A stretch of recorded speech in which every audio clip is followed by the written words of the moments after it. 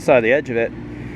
It was very shallow, only about an inch down, but take a look.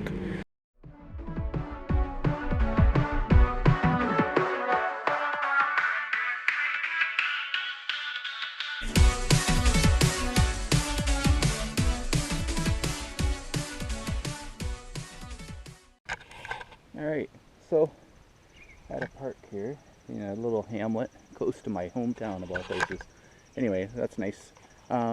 Yeah, I've know there was built right here an old hall, like a town village hall or hamlet hall or whatever you like to call it, run by the Women's Institute, and it was torn down about 6 years ago or so, and it's been turned into a park. I didn't even know it. Anyway, found a couple things of interest so far. I got a loonie just now, which is great, but this here is so neat. It looks like an aluminum top to some kind of bottle, maybe a wine bottle, and I think it says W&S or WTS. Interesting. I'll have to look that up. Alright guys, I have just seen a really awesome find, so I thought I'd pull the camera out and let you see a bit farther. I saw the edge of it. It was very shallow, only about an inch down, but take a look. I've got a big old buckle. It looks like from a belt. Take a look at that, that's pretty cool. Brass buckle, big iron thing here. Yeah, that could be a person's belt. It might be, but it could also be off of horse tack. But that's a pretty cool old belt piece. Yeah, neat. Alright, well, I made it almost all the way around the perimeter of this park, and haven't found too much. A lot of iron tones with old nails and stuff like that. So let's keep hunting for a bit and see if we find anything else that's old. Maybe up to this corner is the right spot. Alright. Well, I'm out kind of beside the road, and I think there's a lane there that would have been to the old Women's Institute, and it would have been, see that pile of rocks somewhere behind that in this playground. So there's all these big old pine trees. I thought I'd do along the road here, see if there's anything interesting. Just ran into this, and that's an old light bulb, and look how thick the glass was, eh? You can see that. That light bulb probably would have been from like a street lamp. Not sure though exactly, but you got an insulator and a brass cap and a brass screw-in plate there. Yeah, pretty interesting old light bulb. Found one like this before. No glass with it though. Alright, I'm still out by this road here, close enough to the laneway. I'm onto a bit of a trashy spot. You can see, looks like, I don't know, some kind of brick and stuff in there, or ash, I'm not sure. That's funny. Anyway, pulled out a bunch of stuff like nails. Got a few nails here. A piece, big old piece, old bottle cap. But look what else came out. Look at this. This is a lantern or a lamp, kerosene lamp. Got a little piece over the shoulder of the bottle, and then the top. And the best part is I have a wick turner, a wick wheel, whatever you like to call it. And those sometimes have a date on it. So when I get home, I'm gonna clean that up and see what we get. Isn't that cool? Right on. Simplex wants to say hi. Say hi, everybody. Alright. Well, there it is. That's best find, I think, tonight. Alright guys, check this big old piece out. I just flipped it out of the plug, and it came out just like that, right underneath the plug. Isn't that cool? I have no idea. Is it a leg for something? Piece of a stove? I don't know. It's wild. Anyway, big old piece. And was it ever given a signal? Pretty interesting, because I think I came through here earlier because the light piece was right there, I think. If I remember, I could see where I was digging. Maybe this is part of the lamp, I don't know, that street lamp or something. Who knows? Anyway, big old piece. I gotta lug it out of here. Alright, well, catch you later. Okay, I wanted to do a little wrap up of the hunt at that small park. First off, I found this really big brass buckle, probably off of a belt, but fairly old looking. Yeah, that's kind of cool. And then I found this aluminum bottle cap cover, and somebody suggested that it probably came off of a bottle that had either a glass top, or glass stopper I should say, or a cork. Not sure exactly. Anyway, that was pretty cool. But the piece that was the greatest was this lantern oil burner. Yeah, so I managed to get at it, clean it all up, tear it apart, take a good look at it. I've never really found a lantern burner in such good condition. This here part was flattened, came flat, so I was able to get it, bend it out to this shape. And thankfully none of these pieces were broken. This came out kind of separate, together in the same hole but separated. And managed to be able to clean it up. So it actually comes apart pretty cool. If you take a look, looks like that. So this is the piece that this would have been attached to. You can notice there's a little hinge here, and the little hinge fit through those two holes right there.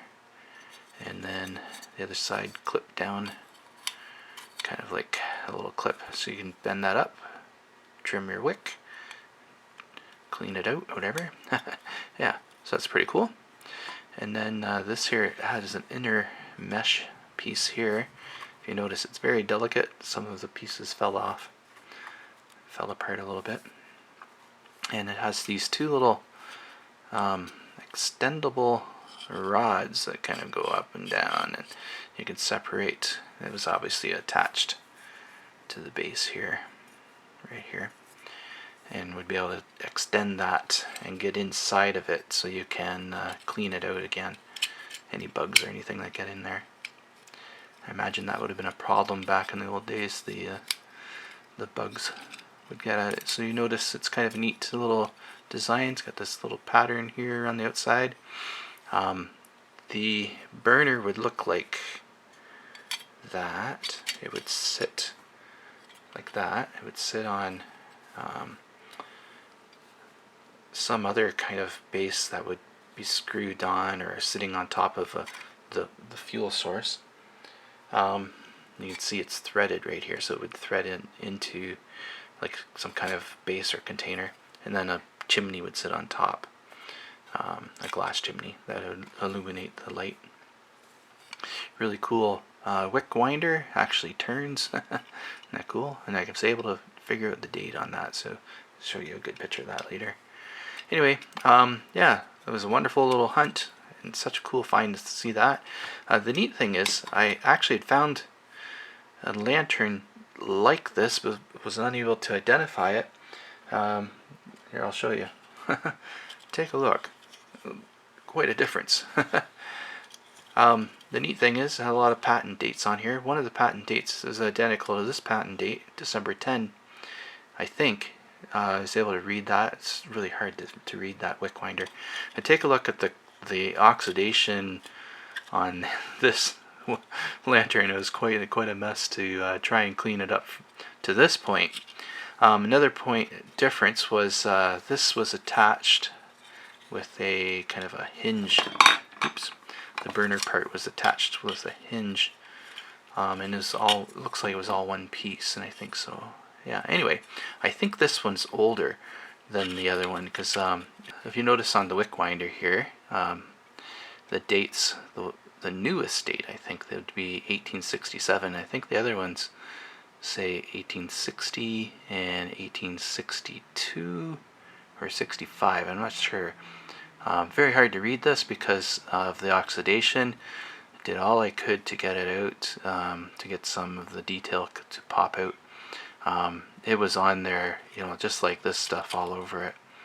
Was able to get it down to this point. Anyway, yeah, this was found at a church nearby, a very old pioneer church. You can see that episode with a link right here. Okay, so I have done some of my research here about my lamp that I found, and I'm finding lots of information. It's quite interesting. This site is one of the first sites that I found that I thought would be good to share. We have the St. Lawrence County Historical Association. St. Lawrence County is just below Morrisburg, Ontario, and in New York State, in the United States. So Morrisburg, Ontario is the farthest east you can go in Ontario before you become Quebec, and very old place as well. I've only been there once, so it'd be neat to go there again, I suppose. Anyway, this is a early lighting exhibition, a digital exhibition. They captured many photos created by Carlton Stickney, and it's a good exhibition of early lighting. So my lantern, I think, was made in 1882, and so there's an example of it in this section right here. So if I click that and go over to this one, it's already open. It's got a lot of information on the page. So if you look, neat exhibition at the museum and stuff like that. There's the burners. A couple of things just to note. You can see all these different kerosene style burners. There was a couple that I wanted to show you. Yeah, this one right here. I think the company E. Miller and Company made the burner that I found. This one says Miller Company, and I think Miller Company was created later from the same company as Edward Miller Company and Company. I don't know exactly how to say that. Yeah, and if you look, these little turners here, or wick winders, they're called. A lot of them have great information on them. Some of them have company names, and lots of them just have a patent date. The ones I found just have patent dates. So, for instance, this one right here, made by Safeguard, has a patent date of November 20th to 1906, not 2006, of course. Yeah, so that's pretty neat. You can see all the different parts of the lanterns here, how they go together, because I was very curious about that. Lots of information on this site. There's some other information about what they might have looked like in the houses and things like that. If you ever find a wound up wire that has 3 prongs on it, it might have been for cleaning the chimneys out. That's pretty cool. Yeah, so there's a wick trimmer. You might find one of those out digging. That would be neat. I'd love to find one of these. This is a candle mold. Yeah, very cool. Alright, so my lamp burner that I found, here's an example of it right here. This one. You can see it has the same pattern around the outside. It doesn't say it's made by E. Miller Company, but it does have patent dates, and you can see the patent date for this one was December 10, 1867, same as mine, and then it said August 28th, 1882. Mine's actually August 29th, 1882, almost identical, except this one says it has a lever for securing the chimney. Mine has a screw. Yeah, so anyway, that was pretty cool. So I got trying to figure out when mine was made, and I came across this site, which is Art Design Cafe, which is talking about art in a town called Meriden, Connecticut. Historical Meriden area design. And so I was able to look and see if I can find some patent information about lamps. And so I came to this site, and first patent that I looked up on here was in 1867 right here. So open that, and you can see that the E. Miller Company has a patent for December 10th, 1867 right here. So open that up, and it looks like this. So very close to the lamp burners that I have found. You can see December 10, 1867 is the patent by Edward Miller, actually by George E. Baldwin, signer to Edward Miller Company and Company. So it's an improvement in the lamp burner, which I think is talking about having airflow and things like that. If you look at the burner I have, it has this little small opening here and a spot for the wick to go through. It's identical to this, so I'm thinking this is the one. So that's pretty cool. And then anyway, go back to that same page where you find all those patents and things, and you can go down to, sorry about the scrolling, 1882, which is the second patent mentioned on the wick burner or wick winder. So you see all these different patents that came in 1882. It would have been neat to see one that said August 28th and August 29th, but I see the one here says August 29th, 1882. So I'm not exactly sure if it was made by Miller and Company, because that other one had an August 28th. Hopefully, unless maybe they had put some kind of typing error on that website. Alright, so here's the patent that I clicked open, and it looks like this. Let's move that up here. And it's pretty cool because if you look closely at mine, you'll see that there's two posts that are attached to the burner right here, just like that go up and through the whole burner, and they extend. So you can lift up parts of the burner and clean on the inside of that if you got any soot or anything inside of there, so you'd be able to get stuff out. So I think that's pretty neat. Yeah, so very informative. Hopefully you enjoy that too. Alright, catch you later.